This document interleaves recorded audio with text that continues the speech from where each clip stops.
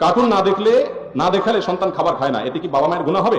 Cartoon না দেখালে সন্তান খানা খায় না, এটা সন্তানকে এইভাবে অভ্যস্ত করে তুলছেন, গড়ে তুলছেন, সেজন্য সন্তান এরকম করে। এক নম্বর কথা হলো, ছেলে মেয়ে মোবাইল দেখার জন্য এত অস্থির কেন হয়? কারণ সে দেখে যে আমার বাপ মা সারাদিন মোবাইলের উপর উপুল হয়ে থাকে, অতএব সে মনে করে আমারও বোধ হয় দুনিয়াতে সুখ শান্তি একটু থাকলে মোবাইলের ভিতরে আছে। মা বাপ নিজে ছেলে মেয়েকে বলে, না বাবা মোবাইল দেখা যাবে না, এদিকে উনি নিজে একটা নিয়ে বসে আছেন। খবরদার, আমাদের প্রজন্ম শেষ হয়ে যাচ্ছে ভাই। গতকালকে জুমার পরে এক যুবক প্রশ্ন করেছেন, ভাই কোন পড়ালেখা মনে থাকে না, মুখস্থ থাকে না, আমি ছাত্র মানুষ, কি করব? আমি বললাম, এই যুগে পড়ালেখা মনে না থাকার সবচেয়ে বড় কারণ হলো এই মোবাইল ফোন। ফেসবুকে এত তামাশা দেখেন, এত কিছু মনে রাখা লাগে, আবার পড়া মনে রাখবেন কোত্থেকে? মাথা তো হ্যাং হয়ে যায় এমনি। ভাইরা আমার, শিশুদের জন্য মোবাইল কত বড় ক্ষতিকর এটা নতুন করে বলার কিছু নয়, আমরা সবাই জানি। আমাদের শিশুদের হাতে যারা আমরা মোবাইল দেই, তারা মোবাইল দেই নাই, তার হাতে যেন একটা ছুরি দেই তার পেটে, তার বুকে মারার জন্য।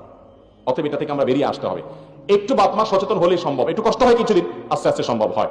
অতএব সেই চেষ্টা করবেন। বিশেষ করে অনেকে আপনার নিজেরা সালাত আদায় করেন, নামাজ রোজা করেন, নিজেরা প্র্যাকটিসিং মুসলমান, মাশাআল্লাহ, মাগার আজীব লাগে যে সন্তানরে ওই কার্টুন দায়িত্ব দেয়, মিউজিক্যাল কার্টুন দায়িত্ব দেয়, আবার কার্টুনের সাথে কি আছে? মিউজিক আছে, হারাম আছে, গান বাজনা আছে। ভাইরা আমার, এটা মা বাবারও গুনাহ হবে এবং শিশুরও ইমানি শক্তি ভোতা হবে এবং ধ্বংস হয়ে যাবে। এই জন্য এগুলো থেকে বাঁচিয়ে রাখতে হবে। একান্ত যদি বড় কোনো স্ক্রিনে ভালো কিছু দেখাতে চান, সেখানে মিউজিক নাই, তেলাওয়াত আছে, বাচ্চাদের জন্য শিক্ষণীয় কিছু আছে, হারামের কোনো, নির্লজ্জতার কোনো উপাদান নাই, সেগুলো দেখাতে পারেন, কিন্তু সেগুলোও যত কম দেখাতে পারেন তত ভালো।